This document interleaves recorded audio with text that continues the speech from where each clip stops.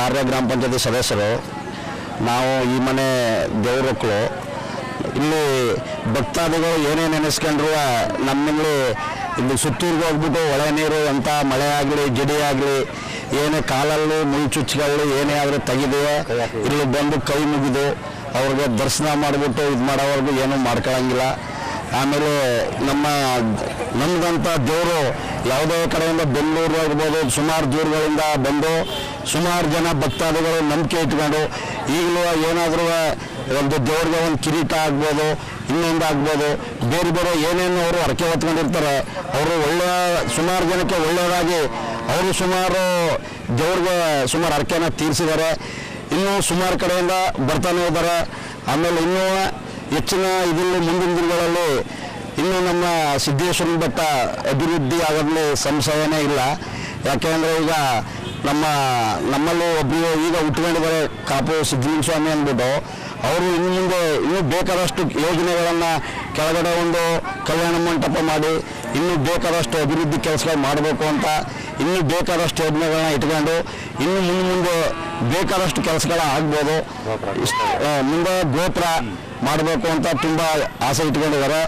ಅದು ಮುಂದಿನ ದಿನಗಳಲ್ಲಿ ಮುಂದಿನ 2 ವರ್ಷಗಳಲ್ಲಿ ಕಂಪ್ಲೀಟ್ ಆಗ್ಬೋದು. ಅದು ಇಷ್ಟು ಹೇಳಿ ನಮ್ಮ ಮಾತನ್ನ ಮುಗಿಸ್ತಾ ಇದ್ದೀನಿ. ಸಿದ್ದೇಶ್ವರನ ಬಗ್ಗೆ ನಿಮ್ಮ ಸ್ವಂತ ಅಭಿಪ್ರಾಯ ಏನಿದೆ? ಅವನ್ನ ನಂಬಿರೋದು ಇದುವರೆಗೂ ನಿಮ್ಗೆ ಏನೇನು ಜೀವನದಲ್ಲಿ ಬದಲಾವಣೆಗಳಾಗಿರ್ಬೋದು? ಜೀವನದಲ್ಲಿ ಸರ್ ನಮಗೂ ಬೇಕಾದಷ್ಟು ಕಷ್ಟ ಆಯಿತು.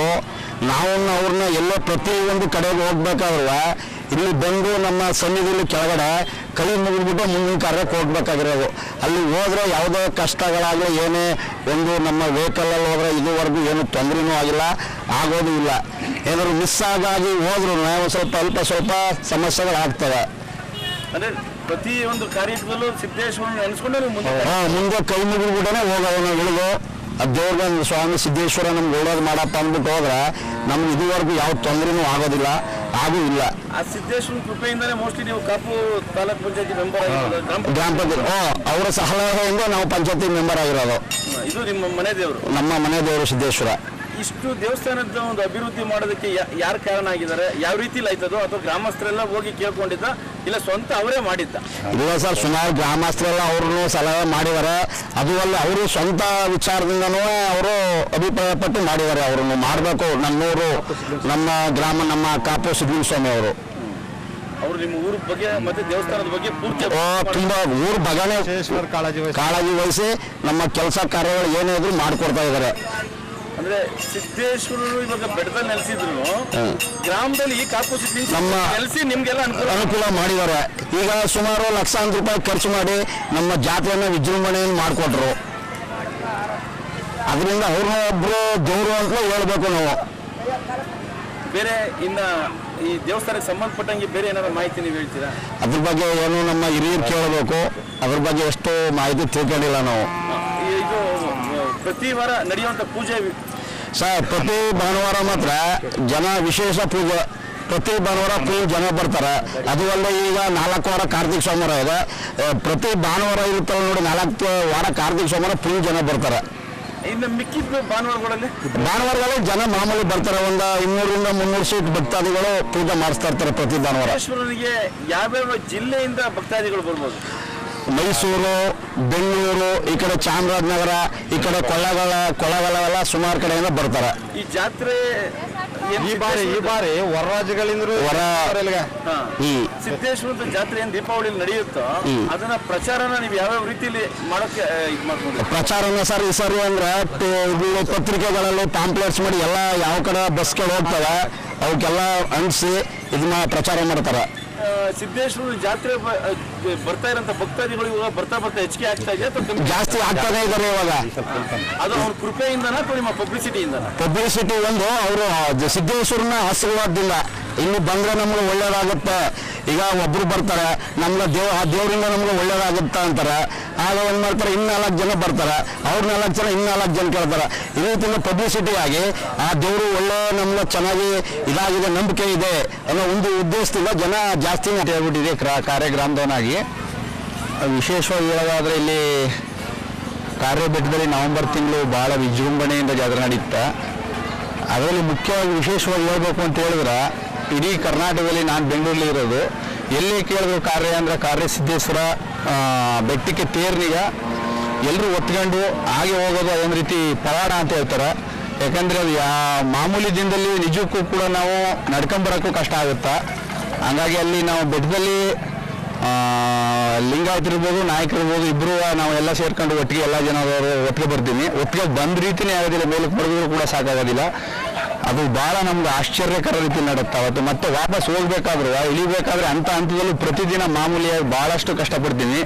ಅದೇ ನಾವು ಅದನ್ನೀಗ ದೇವ್ರನಿಗೆ ಹೆಗಲ ಮೇಲೆ ಹೊತ್ಕೊಂಡು ಹೋಗ್ಬೇಕಾದ್ರೆ ನಾವು ಅಲ್ಲಿ ಊರೊಳಗೆ ಹೋಗಿ ಗಾಲಿ ಮೇಲೆ ಮಡುವ ಗಂಟೆ ನಮ್ಗೆ ಏನೂ ಕೂಡ ತೋರಿಸೋದಿಲ್ಲ, ಏನೂ ಗೊತ್ತಾಗೋದಿಲ್ಲ. ಅಷ್ಟು ಖುಷಿಯಿಂದ ನಮ್ಮ ಹುಡುಗರು ಎಲ್ಲೇ ಇರಲಿ, ಬೆಂಗಳೂರಲ್ಲಿರಲಿ, ಬಾಂಬೆದಲ್ಲಿರಲಿ, ಯಾರೇ ಇರಲಿ, ನಮ್ಮ ಸಿದ್ಲಿಂಗ ಸ್ವಾಮಣ್ಣವ್ರು ಇರಲಿ, ಎಲ್ಲರೂ ಕೂಡ ಅವತ್ತು ಎಲ್ಲ ಕೆಲಸನೂ ಬಿಟ್ಬಿಟ್ಟು ನಮ್ಮ ಕಾರ್ಯಕ್ಕೆ ಹೆಚ್ಚು ಕಡಿಮೆ ಬಹುತೇಕ ಹಾಜರಾಗಿರ್ತಾರೆ. ಅದು ಭಾಳಷ್ಟು ವಿಶೇಷ. ಹಂಗಾಗಿ ಇವತ್ತು ಕೂಡ ಮರುಜಾತ್ರೆ ಅಂತ ಹೇಳ್ಬಿಟ್ಟು, ಯಾಕಂದರೆ ನಮ್ಮ ದೊಡ್ಡ ಜಾತ್ರೆ ದಿನ ನಮ್ಮ ತಾಯಿ ನಮ್ಮ ಅಕ್ಕಿಂದ್ರುಗಳು ಯಾರು ಕೂಡ ಬರೋಕ್ಕಾಗೋದಿಲ್ಲ ಅಂದ್ಬಿಟ್ಟು ಇನ್ನು ನಮ್ಮ ಯಜಮಾನರು ಹೆಂಗಸರಿಗಾಗಿ ಒಂದು ಜಾತ್ರೆ ಸ್ಟಾರ್ಟ್ ಮಾಡವ್ರ. ಅದು ಕೂಡ ಈಗ ಭಾಳಷ್ಟು ವಿಜೃಂಭಣೆಯಿಂದ ನಡೀತಾ ಇದೆ, ಎಲ್ರಿಗೂ ಕಾಣೋ ರೀತಿಲಿ. ಹಾಗಾಗಿ ತದನಂತರ ಏನು ಹೇಳಬೇಕು ಅಂತ ಹೇಳಿದ್ರೆ, ನಾವು ಜಾತ್ರೆ ಆದ ಒಂದು 20 ದಿನ ಒಂದು ತಿಂಗಳಲ್ಲಿ ಧನುರ್ಮಾಸ ಅಂತ ಬರುತ್ತೆ. ಪ್ರತಿ ಧನುರ್ಮಾಸದಲ್ಲಿ ಊಟ ತಿಂಡಿ ಎಲ್ಲ ವ್ಯವಸ್ಥಿತವಾದ ನೈಟು ಜನ ಎಲ್ಲರೂ ಬಂದು ನಿದ್ರೆಗೆಟ್ಕೊಂಡು ಜಾಗರಣ ಮಾಡಿ ಸಿದ್ದೇಶ್ವರನ ಪೂಜೆ ಮಾಡಿ ಎಲ್ಲರೂ ಕೂಡ ಭಾಳ ಖುಷಿಯಿಂದ ಹೋಗ್ತಾರೆ. ಅದೇ ರೀತಿ ಎಲ್ಲ ಕೆಲಸ ಕಾರ್ಯಗಳು ಕೂಡ ಚೆನ್ನಾಗಿ ನಡೀತಾವೆ. ಯಾಕಂದರೆ ವಿಶೇಷವಾಗಿ ನನಗೆ ಹೇಳ್ಬೇಕು ಅಂತಂದರೆ, ಇಲ್ಲಿ ನಾನಿರೋದು ಬೆಂಗಳೂರಲ್ಲಿ, ಇಲ್ಲಿ ನಾನು ಪೂಜೆ ಮಾಡಿಸ್ಕೊಂಡು ಹೋದ್ರೆ ಆ ಒಂದು ಸಿಟಿಲಿ ಇದುವರೆಗೂ ಒಂದು ಸಣ್ಣ ಪ್ರಾಬ್ಲಮ್ ಕೂಡ ನಮ್ಗೆ ಇಲ್ಲಿ ಎದುರಾಗಿಲ್ಲ. ಅದೇ ನಮ್ಮ ಊರಲ್ಲಿ ಇದ್ರ ಪ್ರಾಬ್ಲಮ್ ಆಗ್ಬೋದು. ಹಂಗಾಗಿ ಭಾಳ ನಂಬಿಕೆ ಇದೆ ದೇವ್ರ ಮೇಲೆ. ನಾನೇ ಇಷ್ಟು ಹೇಳಿ ನನ್ನ ಮಾತು. ಇದು ಕರ್ನಾಟಕದಲ್ಲೇ ನೀವು ಹೇಳಿದ್ರೆ ಹೌದು, ತೇರ್ನ ಬೆಟ್ಟಕ್ಕೆ ಎತ್ಕೊಂಡ್ ಬರ್ತಾರೆ ಜನ ಅಂತೇಳಿ. ಹೌದು. ಅದನ್ನ ಯಾವ ಉದ್ದೇಶಕ್ಕೋಸ್ಕರ ಹಿರಿಯರು ಮಾಡಿರ್ಬೋದು, ಅಥವಾ ಸಿದ್ದೇಶ್ವರನ ಒಂದು ಸಂಪ್ರದಾಯದಲ್ಲಿ ಅದು ಯಾವ ಕಾರಣಕ್ಕೋಸ್ಕರ ತರ ಮಾಡ್ತಾ ಇರೋದು? ಈಗ ನಾವು 20-25 ವರ್ಷದಿಂದ ನೋಡ್ತಾ ಇದ್ದೀವಿ, ಅದು ಒತ್ಕೊಂಡು ಬರ್ತಾ ಇದ್ದಾರೆ. ಅದ್ರ ಹಿಂದೇನು ಒತ್ಕೊಂಡು ಬರ್ತಾ ಇದ್ರು ಅಂತ, ಅದ್ರ ಯಾಕೆ ಒತ್ಕೊಂಡು ಬರ್ತಾ ಇದ್ದಾರೆ ಏನು ಅಂತ ಹೇಳ್ಬಿಟ್ಟು ನಾನು ಏಕಾಏಕಿ ಬಂದು ಮಾತಾಡ್ತಾ ಇರೋದು. ಅದನ್ನ ಕರೆಕ್ಟಾಗಿ ವಿಚಾರಿಸ್ಬೇಕು ಇಲ್ಲ ಅವ್ರನ್ನೀಗ. ನೀವು ಅದನ್ನ ತಿಳ್ಕೊಳಕ್ಕೆ ಯಾಕೆಂದ್ರೆ ಇದೇ ಊರಲ್ಲಿ ಹುಟ್ಟಿ ಬೆಳೆದಿರೋದ್ರಿಂದ ಅದ್ರ ಬಗ್ಗೆ ಯಾಕೆ ನಿಮ್ಗೆ ತಿಳ್ಕೊಳ್ಬೇಕು ಅಂತ ಅನಿಸ್ತಿಲ್ವಾ? ಅದೇ ಹೇಳಿ ನಮ್ಮ ತಂದೆಯವರು ಅವರು ಹೇಳಿದ್ರು, ಹಿಂಗೆ ಅದು ವರ್ಷಕ್ಕೊಂದ್ಸತ ನಾವು ಅದು ಸಂಪ್ರದಾಯ ದೇವರು ಹಂಗೆ ಯಾರ ಮೇಲೆ ದೇವ್ರು ಬಂದು ಹೇಳ್ತು. ಆ ಒಂದು ದಿನದಲ್ಲಿ ಸ್ಟಾರ್ಟ್ ಆಯಿತು. ಮಾದೇಶ್ವರನ ಬೆಟ್ಟದಲ್ಲಿ ಈ ದೇವ್ರು ಇತ್ತು, ಅಲ್ಲಿಂದ ಬಂದು ಇಲ್ಲಿ ಔಂಟ್ಗಳಕ್ಕೋಸ್ಕರ ಹಿಂಗೆ ಮಾಡ್ತು, ಅದನ್ನೆಲ್ಲ ಹೇಳಿದ್ದಾರೆ. ಅದು ಪರ್ಟಿಕ್ಯುಲರ್ ಆಗಿ ನಮಗಂತೂ ಗೊತ್ತಿಲ್ಲ ಒಟ್ಟಿನಲ್ಲಿ ಹಿಂದಿನ. ಯಾಕೆಂದ್ರೆ ವಿಶೇಷವಾಗಿ ಜಾತ್ರೆ ದಿವಸ ನಡೆಯುವಂತ ಒಂದು ದೊಡ್ಡ ವಿಶೇಷ ಅಂದ್ರೆ ಅದೇ. ಹೌದು, ಬಹಳ ಅಸಾಧ್ಯವಾದ ಕೆಲಸ. ಯಾಕೆ ಸರಿಯಾದ ಮಾಹಿತಿನ ನಿಮ್ಮ ಗ್ರಾಮಸ್ಥರೇ ಆಗ್ಲಿ ಅಥವಾ ಹಿರಿಕರೇ ಆಗ್ಲಿ ಯಾಕೆ ಕೇಳಕ್ ಪ್ರಯತ್ನಪಟ್ಟಿಲ್ಲ, ಅದನ್ನ ಜಾಸ್ತಿ ಪ್ರಚಾರ ಮಾಡಕ್ ಇಷ್ಟಪಡ್ತಾರೆ. ಅದೊಂದೇ ಇಲ್ಲಿ ವ್ಯವಸ್ಥಿತವಾಗಿ ನಡೀತಾ ಇಲ್ಲ. ನಿಜಕ್ಕೂ ಇತಿಹಾಸ ತೆಗೆದು ನೋಡ್ಬೇಕು ಅದನ್ನೀಗ ಕರೆಕ್ಟ್. ನಾವು ಗೊತ್ತಿಲ್ಲ ಅದನ್ನೀಗ ಮಾತಾಡೋದ್ರಲ್ಲಿ ಅರ್ಥ ಸಿಗೋದಿಲ್ಲ ಅನಿಸ್ತದೆ. ಜಾತ್ರೆ ಅದನ್ನ ಅಟ್ಲೀಸ್ಟ್ ಜನಕ್ಕೆ ಅದನ್ನ ತಿಳಿಸಕ್ ಪ್ರಯತ್ನ ಪಡಿಸ್ತೀರ ನೀವು? ಮುಂದಿನ ನೀವು ಹೇಳೋ ಪ್ರಕಾರ ನಮಗಿಂತ ನೀವು ಅದನ್ನ ಜಾಸ್ತಿ ಕಾಳಜಿ ಮಾಡಿ ಕೇಳಿದ್ದಾರೆ. ಅದಕ್ಕೋಸ್ಕರ ಮುಂದಿನ ಜಾತ್ರೆಯಲ್ಲಿ ಅದನ್ನೀಗ ನಾನೇ ಆದರೂ ಅದೇನಂತ ಸಂಬಂಧಪಟ್ಟವ್ರು ಕೇಳಿ ವಿಚಾರಿಸಿ ಅದಕ್ಕೆ ಏನು ಮಾಡಬೇಕು ಅದನ್ನೀಗ ನಮ್ಮ ಸಿದ್ಲಿಂಗ ಸ್ವಾಮಣ್ಣವ್ರಿಗೆ ಅಥವಾ ಪೇಪರ್ನವ್ರಿಗೆ ಮಾಧ್ಯಮದವ್ರಿಗೆ ಅದನ್ನೀಗ ಯಾವ ಥರದಲ್ಲಿ ವ್ಯವಸ್ಥೆ ಮಾಡಬೇಕು ಆ ರೀತಿ ಮಾಡ್ತೀನಿ. ನನ್ನ ಹೆಸರು ರಮೇಶ ಅಂತ ಗ್ರಾಮ ಪಂಚಾಯತ್ ಅಟೆಂಡರ್ ಕೆಲಸ ಮಾಡ್ತಾ ಇದ್ದೀನಿ. ನಮ್ಮ ಸಿದ್ದೇಶ್ವರನೇ ನಾನು ಅಟೆಂಡರ್ ಕೆಲಸ ಮಾಡಬೇಕು ಅನ್ನೋ ಕಾರಣ. ಯಾಕಂದರೆ ನಾನು ಬೆಂಗಳೂರಲ್ಲಿ ಎಲ್ಲ ಕಡೆ ಕೆಲಸ ಮಾಡಿ ಎಲ್ಲೂ ನಿಲ್ಲದೆ ನಾನು ಕೊನೆ ನಮ್ಮ ಊರಿಗೆ ಬಂದ ತಕ್ಷಣ ನಾನು ಸಿದ್ದೇಶ್ವರ ಯಾಕಪ್ಪ ಹಿಂಗೆ ಮಾಡ್ತೀನಿ, ಎಲ್ಲರೂ ಅವ್ರಿಗೆ ಕೆಲಸ ಮಾಡೋಕ್ಕಾಯ್ತಾ ಇಲ್ಲ ಅಂತ ನಾನು ನಿಲ್ಸ್ಕೊಂಡಾಗ ನನ್ನ ಕರ್ಕೊಂಡ್ಬಂದು ಕಾರ್ಯಕ್ಕೆ ಅಟೆಂಡರ್ ಮಾಡಿಸ್ಬೇಕಾದ್ರೆ ಸಿದ್ದೇಶ್ವರನೇ ಕಾರಣ. ಯಾಕಂದ್ರೆ ಎಷ್ಟು ಬಂದವ್ರು ಹಳ್ಳಿಯಿಂದ ಬಂದವ್ರಿಗೆಲ್ಲ ಒಳ್ಳೆ ಕೆಲಸ ಮಾಡಿದ್ದಾರೆ. ಹೇಳ್ಕೋಬೇಕು ಅಂದರೆ ಒಬ್ಬರು ಕಾಲು ಕೈ ಏನೂ ಬರ್ತಿರಲಿಲ್ಲ, ಮೈಸೂರಿನ DC ಅವರು ನನಗೆ ನನ್ನ ಕಾಲು ಬಂದರೆ ನಿಮ್ಗೆ ಅಂತ ಮಾಡಿಸ್ತೀನಿ ಅಂತ ಒಪ್ಕೊಂಡ್ರು. ಅವ್ರು ಕೆಳಗಡೆಯಿಂದ ಕಾಲಕ್ಕೆ ಬರ್ತಿದ್ದವರು ಮೇಲ್ಗಡೆ ಬಂದರು. ಬಂದ ತಕ್ಷಣ ಅವರು ಅಂತ ಮಾಡಿಸ್ರು.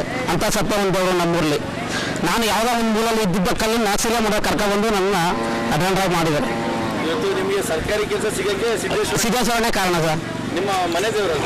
ಮನೆ ದೇವರು ಸರ್. ಮನೆ ದೇವರು. ನೀವು ಪೂಜೆಗೆ ಯಾವಾಗಲೂ ಬರ್ತಾ ಇದ್ರ? ವಾರಕ್ಕೊಂದ್ಸಲಿ ಬರ್ತಾ ಇದ್ದೀವಿ ಸರ್. ಚಿಕ್ಕ ವಯಸ್ಸಿಂದ ಸಿದ್ದೇಶ್ವರನ ಪೂಜೆಗೆ ಯಾವಾಗಲೂ ಬೆಟ್ಟಕ್ಕೆ ಬರ್ತಾ, ಅವಾಗ ಏನೋ ರೋಡ್ ಇರಲಿಲ್ಲ, ಬೆಟ್ಟ ಹತ್ಕೊಂಡೇ ಬರ್ಬೇಕಾಗಿತ್ತು. ಅವಾಗ ಯಾವ ರೀತಿ ನಿಮ್ಗೆ ಅನುಭವ ಆಗಿದೆ? ಬೆಟ್ಟ ಹತ್ಕೊಂಡು ಬರ್ತಿದ್ದೀವಿ ಸರ್. ಅವಾಗ ಅದು ಏನೋ ನಿಮ್ಮ ಭಕ್ತಿಯಿಂದ ಬರ್ತಾ ಇದ್ರ ಇಲ್ಲ ಭಯದಿಂದ? ಭಕ್ತಿಯಿಂದನೇ ಸರ್, ಭಕ್ತಿಯಿಂದನೇ ಬರ್ತಿದ್ದೆ. ಭಕ್ತಿಪೂರ್ವಕವಾಗಿ ಭಯದಿಂದನೇ ಬರ್ತಿದ್ದೆ.